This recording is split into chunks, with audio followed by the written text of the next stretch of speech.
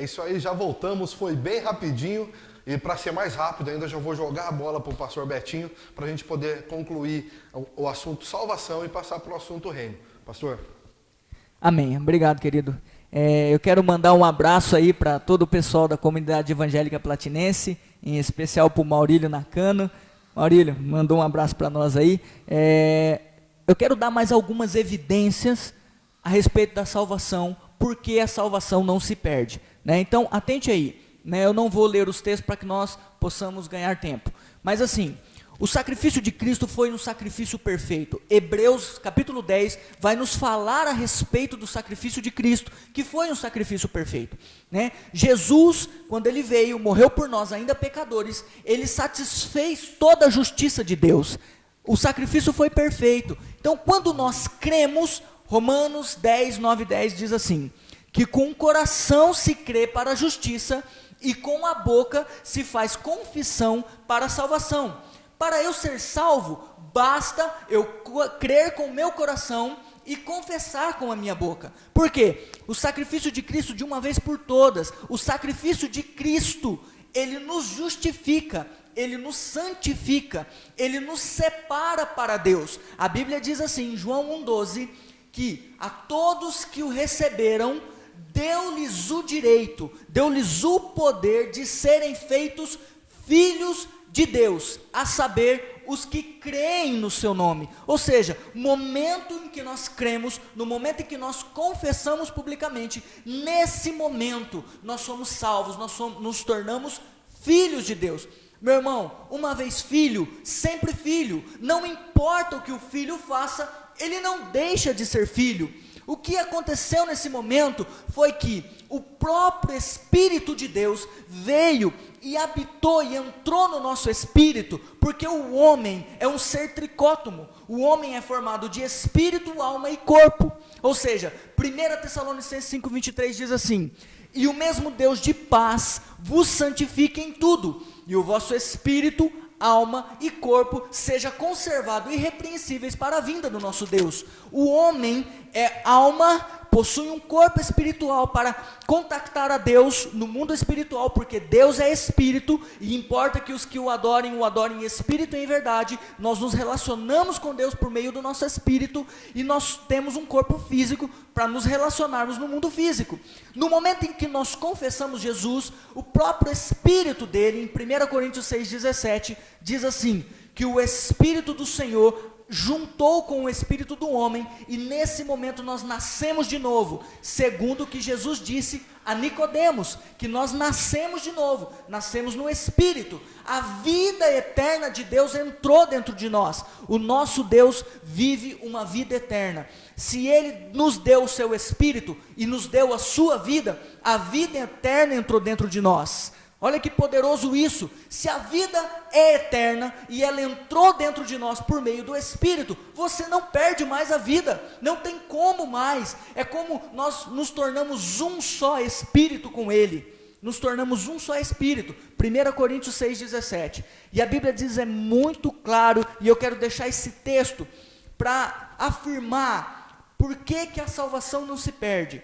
Efésios capítulo 1, rapidamente, para nós avançarmos, porque eu quero também falar a respeito do reino de Cristo, né, para nós equilibrarmos aí a doutrina.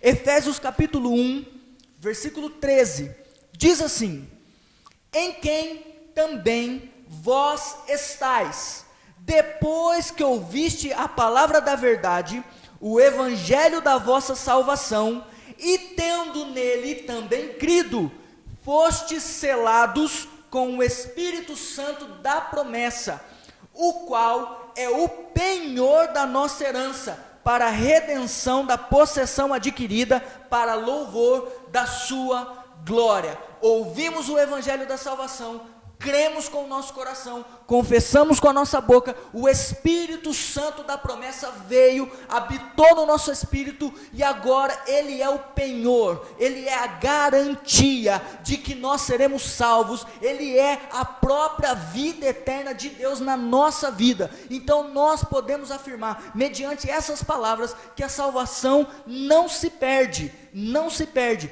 mas acontece que se o homem viver no pecado, que se o homem continuar com a vida no mundo como vivia, com os valores invertidos, o homem será julgado. E é isso que nós precisamos entender, e é disso que fala o reino dos céus.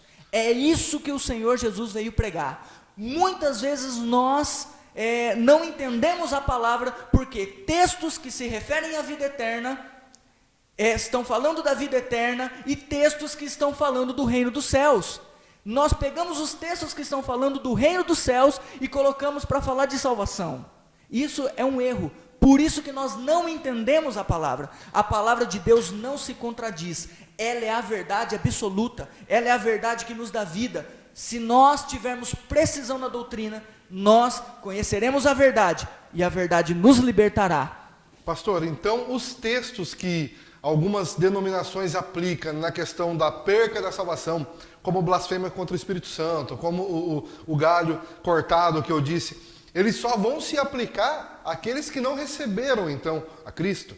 É isso que eu entendi? Depois que você recebeu a Cristo, você não perde mais a salvação, é isso? Não. Esses textos se aplicam a todos os salvos. Se você olhar para todos os contextos dessas palavras, o Sermão da Montanha, as parábolas, tudo isso Jesus está falando para os seus, para os que creram.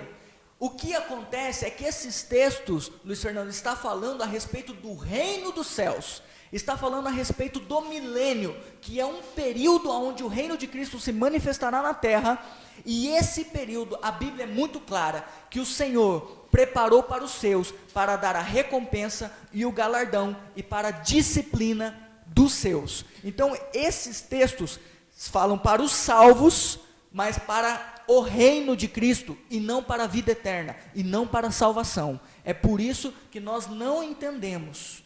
Eu me lembro que quando eu me batizei em 2000, na Igreja Batista, falecido pastor José Fernandes, que era o meu pastor, na escola dominical a gente tinha muito medo dessa questão de blasfêmia contra o Espírito Santo, porque é a única coisa que pode fazer com que você perca a salvação. Isso nos era ensinado em 2000, onde talvez a teologia fosse diferente na época, não sei, mas nos era ensinado. Então, pastor Celinho, vou passar a bola para o senhor saberia me explicar, só para a gente encerrar essa dúvida, o que é a blasfêmia contra o Espírito Santo e em que caso se aplica para essas pessoas que têm medo de perder a salvação, porque não sabem nem o que é? A Bíblia ela é muito clara, ela diz que a blasfêmia contra o Espírito Santo é você atribuir ao diabo aquilo que Deus faz, é só isso. Blasfêmia contra o Espírito Santo é atribuir ao diabo ou dar crédito ao diabo aquilo que o Espírito Santo está fazendo. Entendi. Então, a partir do momento em que eu coloco nas mãos de Satanás tudo aquilo que Deus fez na minha vida, eu estou atribuindo a ele tudo que tem acontecido e blasfemei contra o Espírito. E isso vai fazer com que eu perca a minha salvação. Olha, na realidade eu penso o seguinte, Luiz Fernando, que aquele que é salvo, ele nunca vai perder a salvação.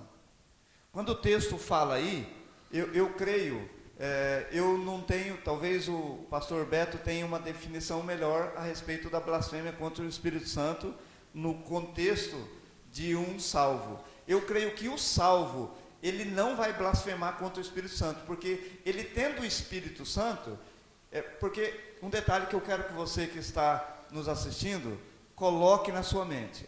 Nós estamos aqui dizendo e afirmando que quem é salvo não perde a salvação. Agora eu quero fazer uma questão, ou uma pergunta para você. Será que você que está colocando em questão é salvo?